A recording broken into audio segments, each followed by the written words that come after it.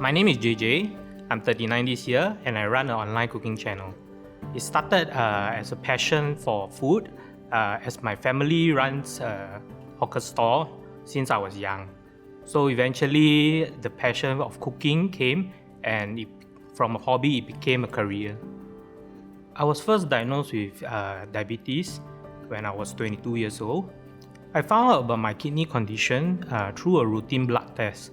So I had a spike in potassium levels and I went in to the A&E for a full blood panel. And from there I got a renal panel and realized that my kidney was damaged.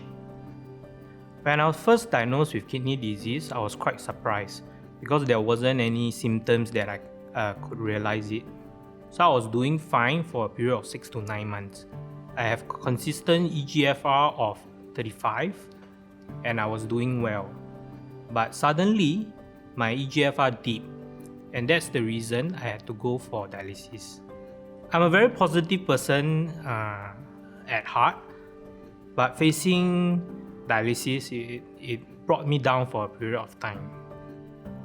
The biggest thing that affected me when I had kidney disease wasn't the vomiting, wasn't feeling unwell, but was the energy level. Because I was anemic, so constantly I felt tired no matter how much I rest. And eventually when I started dialysis, I had to stop working, which is something that I love. So it was quite difficult for me. Based on the statistics, I only had 5 to 10 years of survival. So that was my biggest worry, that I would have to leave my family and wouldn't be able to take care of them. But when I met my wife, it gave me the hope to go on and take on the challenges of all the treatment and be hopeful to recover and have a better future. And one of the biggest motivation was also because we decided to get married even before me receiving a transplant.